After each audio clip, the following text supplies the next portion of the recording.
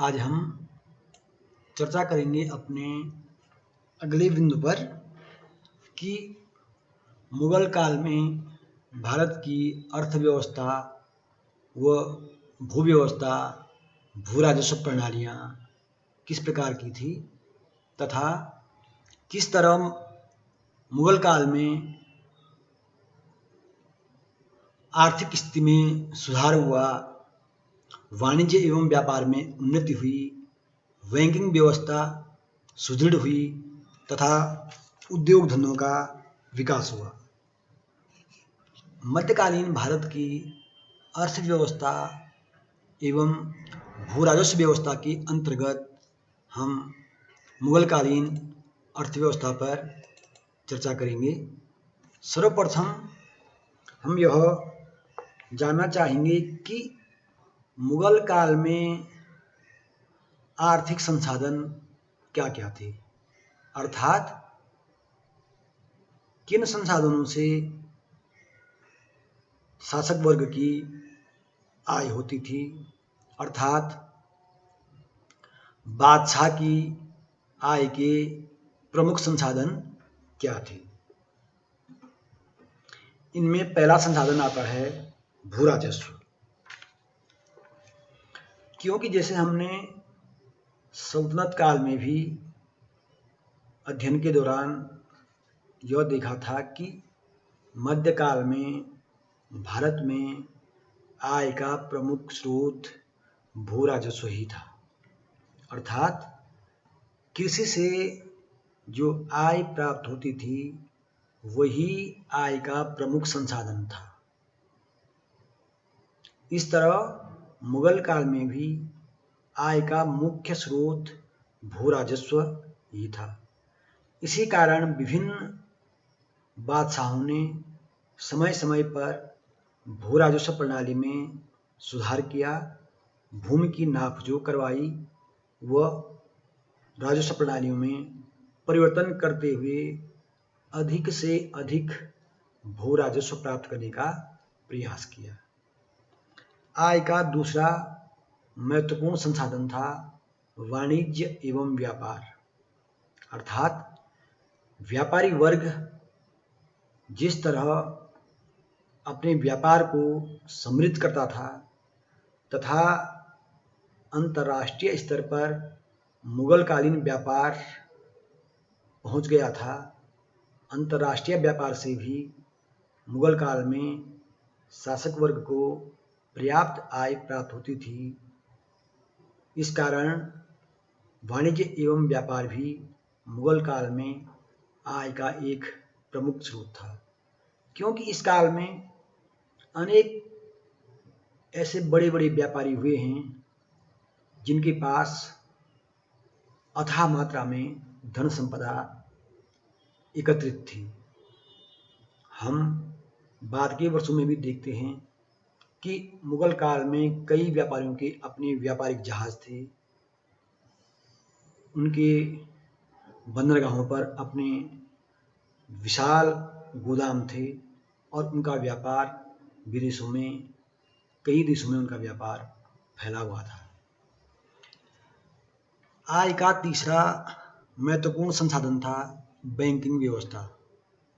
मुगल काल में सराफ, साहूकार व जमींदार वर्ग बैंकिंग व्यवस्था में सहायता करता था, अर्थात आवश्यकता पड़ने वाले लोगों को या जरूरतमंदों को ऋण देना, हुंडी या अन्य व्यवस्था के द्वारा भुगतान करना, इस तरह के बैंकिंग कार्य उस काल में सराफ, साहूकार व कई धनी वर्ग इन कार्यों को करते थे। इस तरह मुगल काल में बैंकिंग व्यवस्था भी लोगों की आय का एक स्रोत थी। साथ ही उद्योग धंधे भी उस समय उन्नत दशा में थे और भारतीय कुटीर उद्योग धंधों से तैयार वस्तुओं की मांग लगभग संपूर्ण विश्व में थी। इस तरह मुगल काल में आय के विभिन्न स्रोत थे जिनसे शासक वर्ग व आम जनसामान्य को पर्याप्त आय होती थी।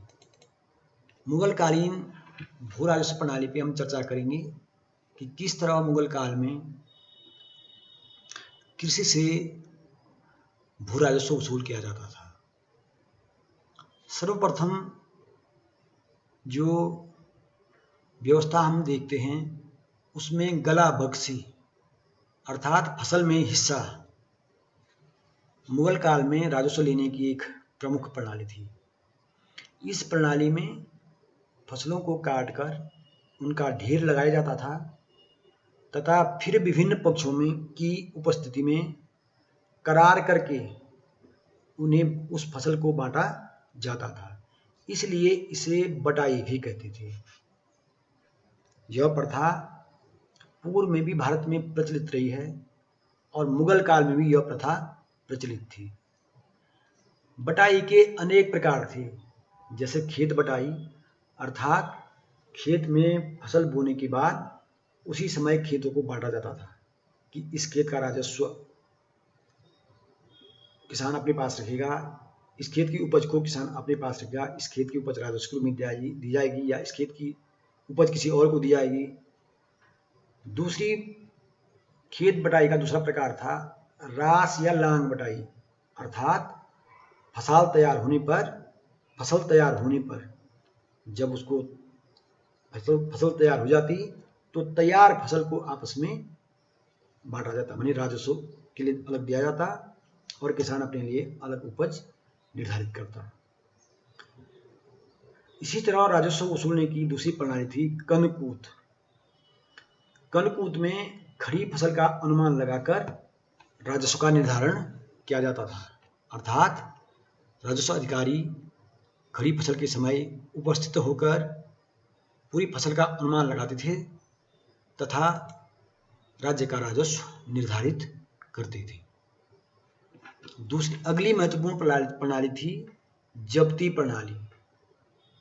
इस प्रणाली में जमीन की माप कर फसलों की सूची तैयार की जाती थी कि उस भूमि पर कौन कौन सी फसलें तैयार हो रही हैं तथा उन फसलों की उपज के आधार पर उस भूमि को उत्तम, मध्यम और निम्न 3 श्रेणियों में बांटा जाता था। फिर तीनों श्रेणियों की भूमि की प्रति बीघा मानक उपज जोड़कर कि 1 बीघा में कितनी उपज पैदा होती है उसको जोड़कर उसमें 3 से भाग करके उसका औसत निकाला जाता था और इस प्रकार जो औसत प्राप्त होता कुल उपज का, उस औसत के 1/3 भाग को राज्य की मांग या राज्य की जो राजस्व, राज्य के लिए वो राजस्व जो राज्य की मांग जिसे राई भी कहा जाता था उसके रूप में निर्धारित किया जाता कि अर्थात राज्य को औसत उपज का 1/3 राजस्व के रूप में देना है। इसे जब्ती प्रणाली कहा जाता था। मुगल काल में भू राजस्व वसूलने की एक विशिष्ट प्रणाली अकबर ने आरंभ की, इसलिए इस प्रणाली को अकबर द्वारा जब आरंभ किया गया तो इस प्रणाली को अकबर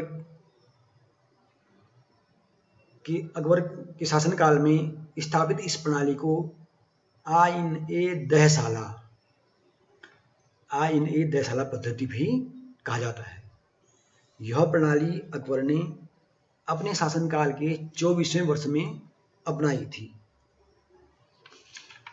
इरफान हबीब के अनुसार इस पद्धति में खेती की श्रेणियां तथा जो कीमतों के स्तरों के बारे में प्रत्येक परगने की 10 वर्षों की स्थिति, हल-ए-दहसाला जिसे कहा गया, 10 वर्षों की स्थिति का पता लगाने के बाद उन्होंने वार्षिक राजस्व के रूप में उसका 10वां भाग निर्धारित किया। अर्थात आइन-ए-दहसाला पद्धति में पहले विभिन्न परगनों के 10 वर्षों की राजस्व स्थिति को ज्ञात किया गया, फिर उनको ज्ञात करके प्राप्त राजस्व के उसके 10वें भाग को निर्धारित किया और भूमि की नाप जोड़ करके उस 10वें भाग को नाप जोख और उपज के आधार पर राजस्व का निर्धारण किया गया। इसे आय निर्देशाला कहा जाता है। जैसे मैंने पहले भी कहा कि मुगल काल में आय का एक मुख्य स्रोत उद्योग भी थे। मुगल काल में अनेक उद्योगों का विकास हुआ, तकनीकी का विकास हुआ और इस तकनीकी ज्ञान ने उद्योगों के विकास में सहायता प्रदान की और इससे भी मुगल काल में राज्य को पर्याप्त आय प्राप्त होती थी। इस तरह के उद्योगों में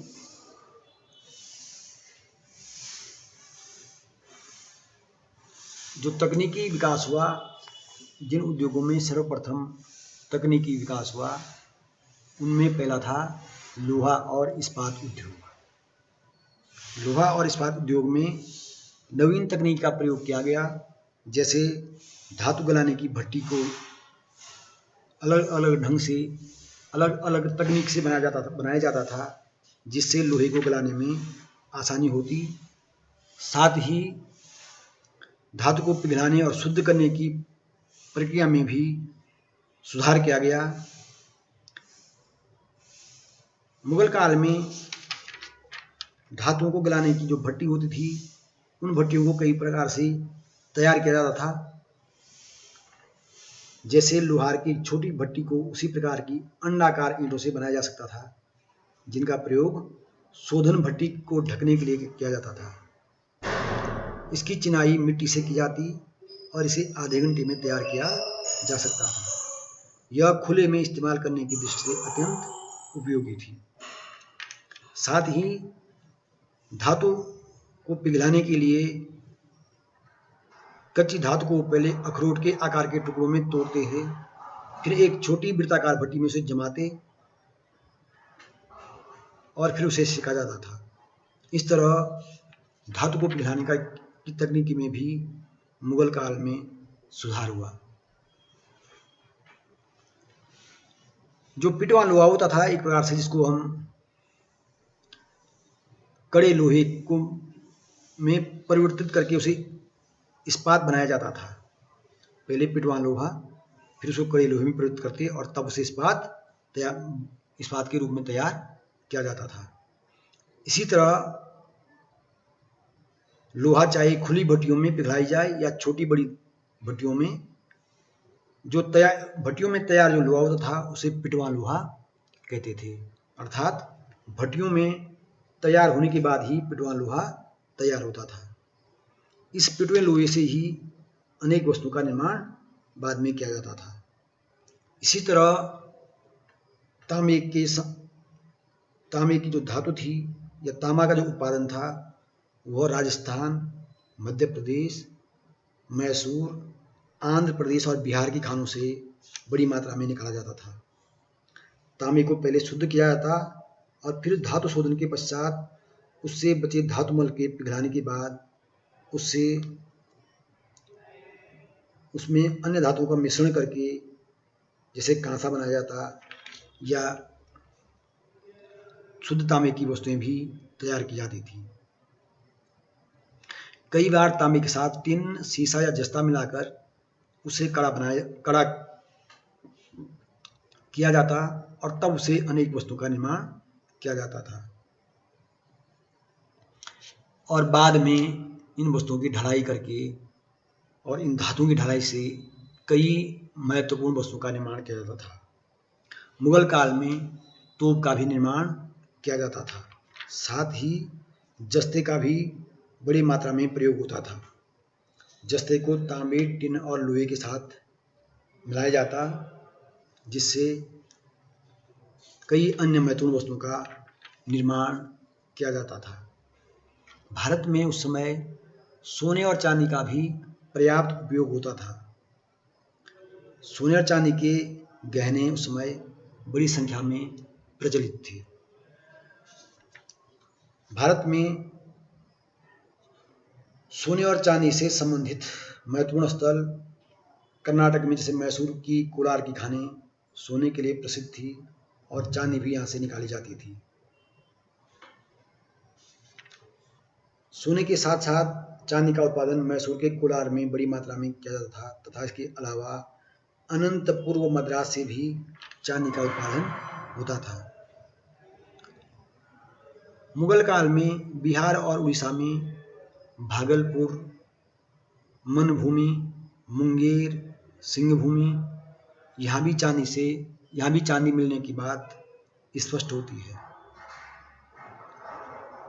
इस तरह भारत के विभिन्न स्थानों से चांदी उपलब्ध होती थी।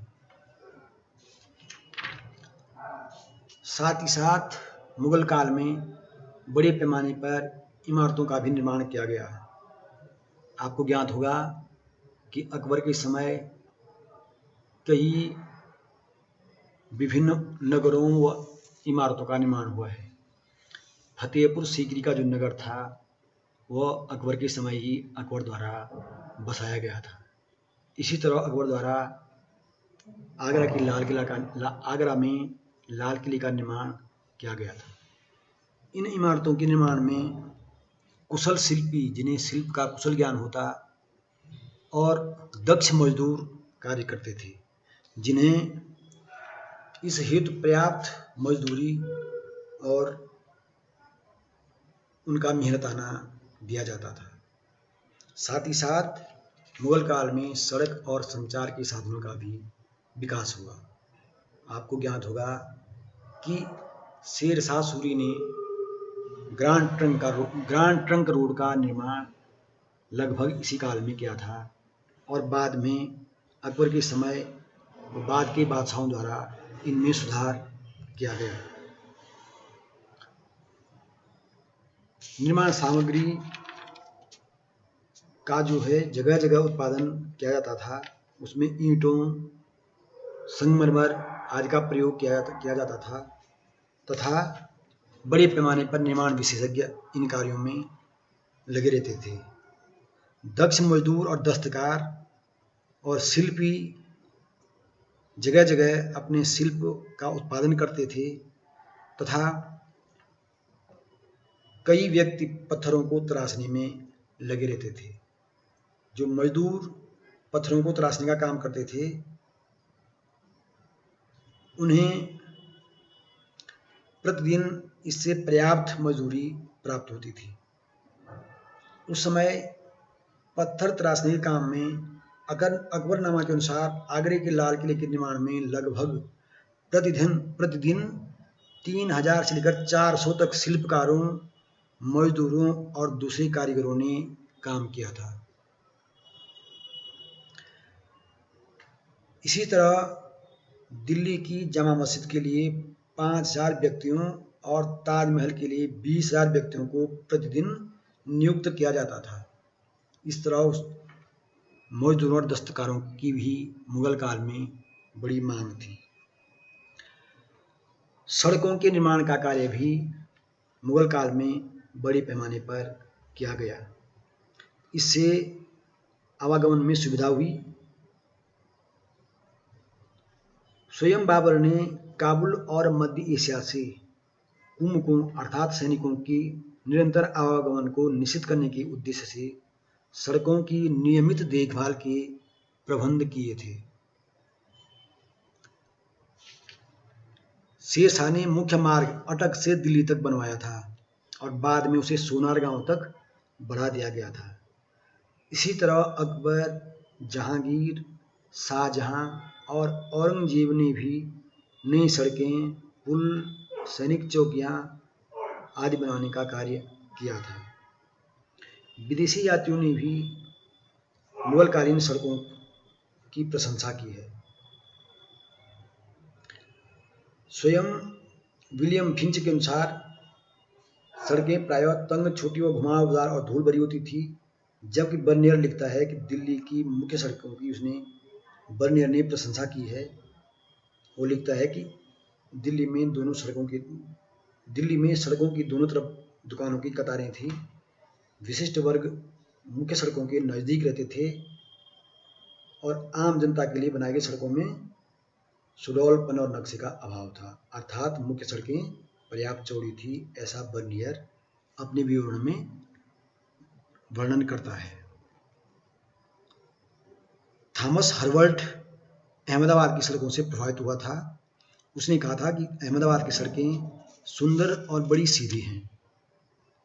लाहौर में सड़कों को रावी नदी के पानी से रोज साफ किया जाता था। हर्बर्ट उन सड़कों की भी चर्चा करता है जो कि ईंटों की बनी हुई थी। इस तरह स्पष्ट है कि मुगल काल में सड़क निर्माण पर भी पर्याप्त ध्यान दिया जाता था। संचार के साधनों के लिए या हम ये कहें रास्ते में रुकने के लिए यात्रियों के लिए सरायें बनी होती थी। इन सरायों में हरकारी संदेश वाहक भी रुकते थे तथा अपने संदेश एक स्थान से दूसरे स्थान तक पहुंचाते थे। मुगल काल में व्यापारिक जहाज़ों का भी निर्माण किया जाता था। उस काल में समुद्र तटीय व्यापार बहुतायत में प्रचलित था।